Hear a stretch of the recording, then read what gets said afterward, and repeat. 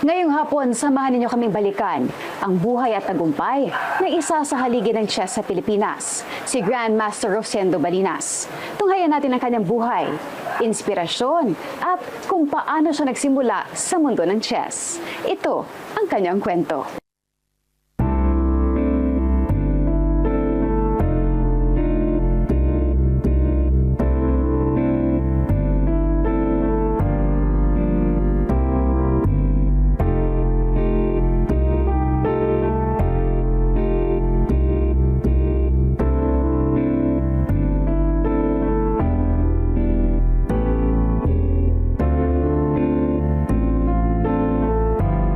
Sa mundo ng chess, isa sa mga nagniningning na bituin ng Pilipinas ay si Grandmaster Rosendo Balinas. Sa mahabang paglalakbay ng kanyang buhay, dala niya ang pangarap at dedikasyon na sumiklab sa tagumpay, hindi lamang sa lokal na entablado, kundi sa pandaigdigang kompetisyon. Ipinanganak noong September 10, 1941 sa Maynila. Si GM Rosendo ay inilarawan ng kanyang mga kapatid bilang isang mapagmahal, maalaga, mahinhin sa pananalita at matalino nilang kapatid. Junior, as we call him, as a brother, is very thoughtful, caring, loving, and unselfish. Every time he goes abroad, in different places when he has tournaments, he always brought us souvenirs. Like when he went to Israel, he gave me a ring.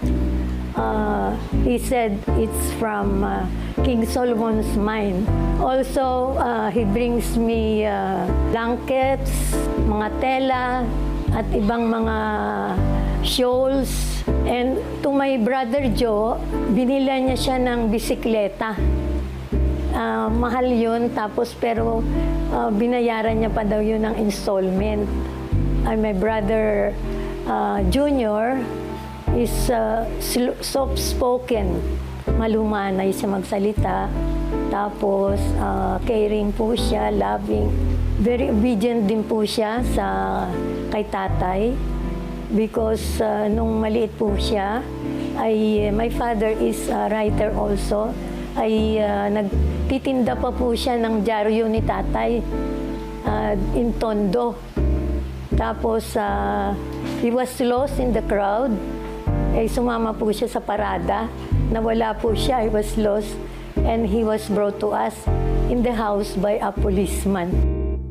Para kay Rose Balinas, anak ni GM Rosendo, puno ng magagandang alaala ang kanyang mga naiukit sa kanyang isipan tungkol sa kanyang ama.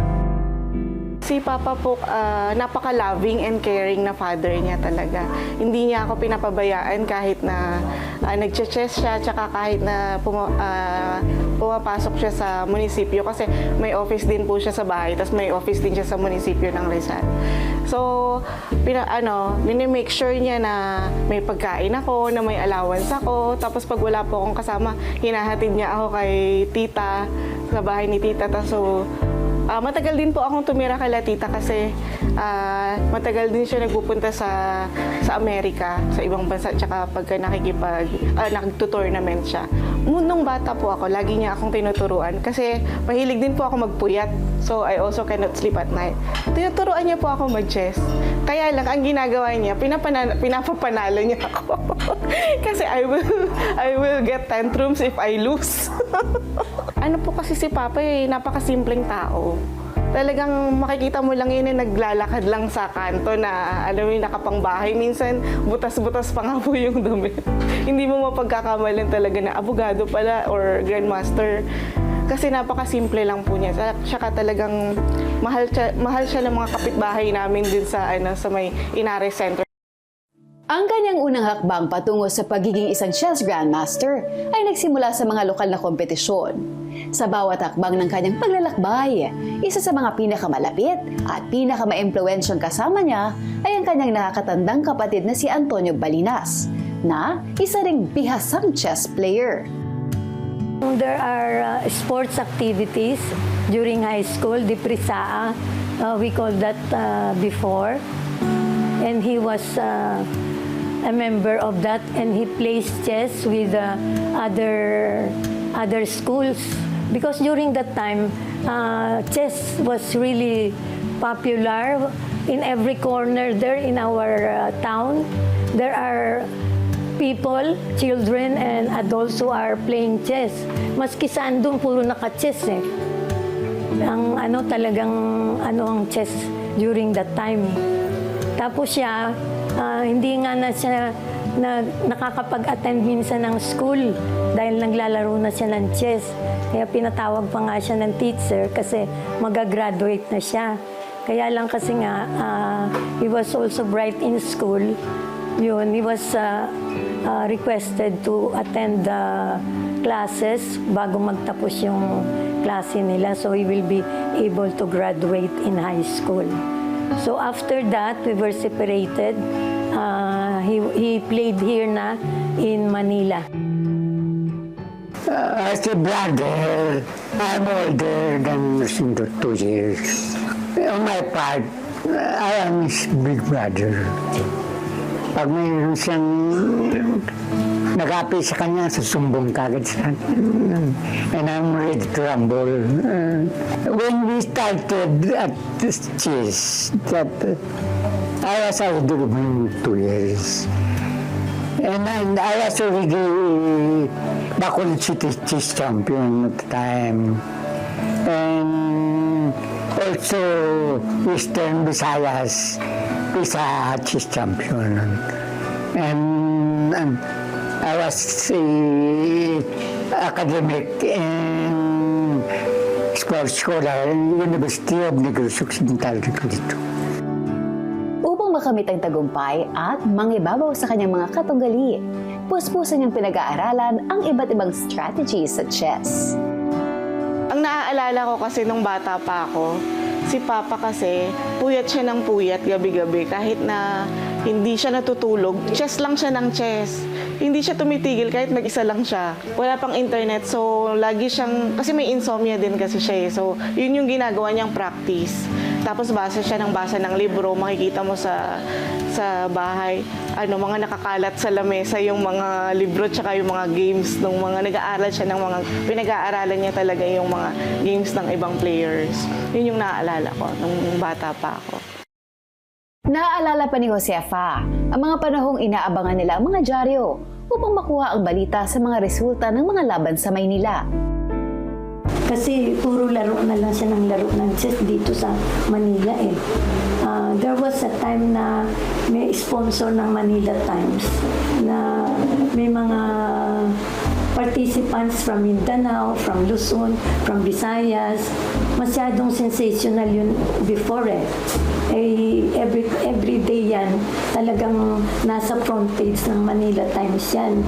And we in Bacolod, we were only waiting for the newspapers to be able to read what happens with him and they're here in Manila.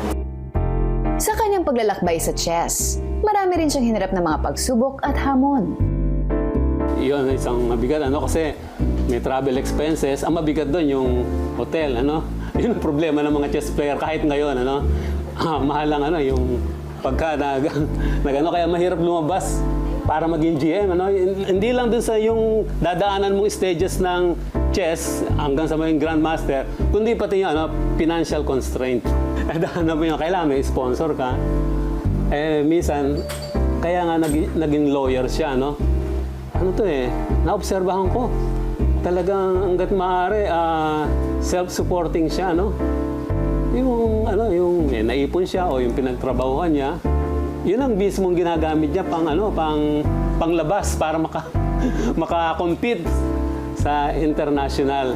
So, mabigat yung niya kasi nakita ko yung individuality niya. Hindi may ikakaila na maraming magagandang katangian si GM Rosendo na natatangi sa kanya kumpara sa ibang mga chess players. Meron siyang sariling school of thought.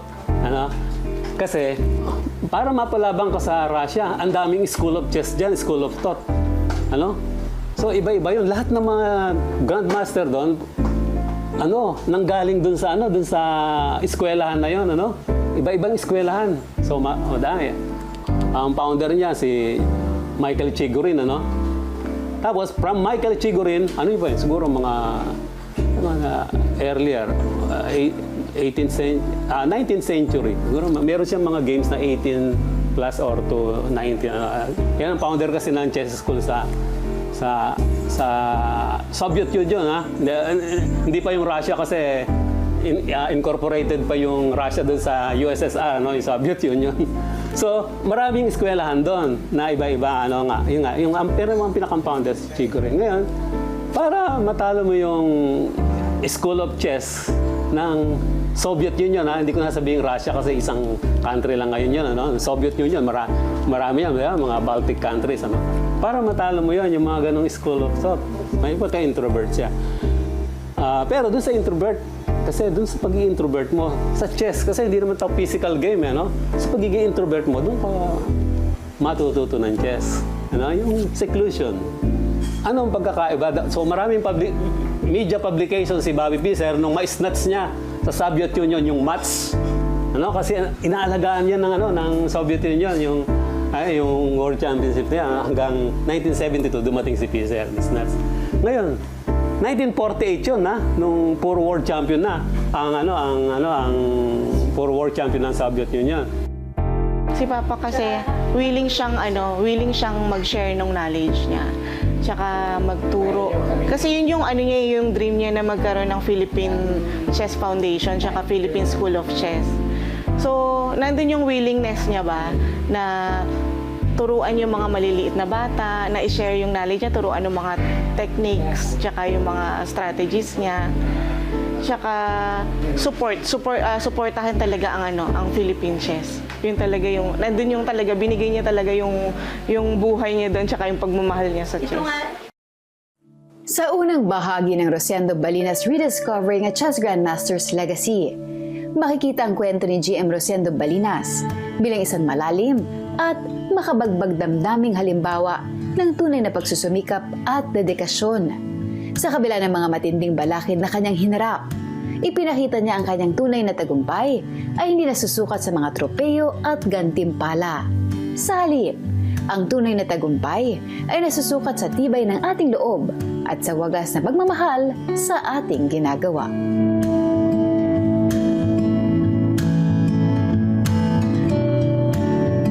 At dyan na nagtatapos ang ating episode ngayong hapon. My name is Meg Siozon, encouraging everyone to live better.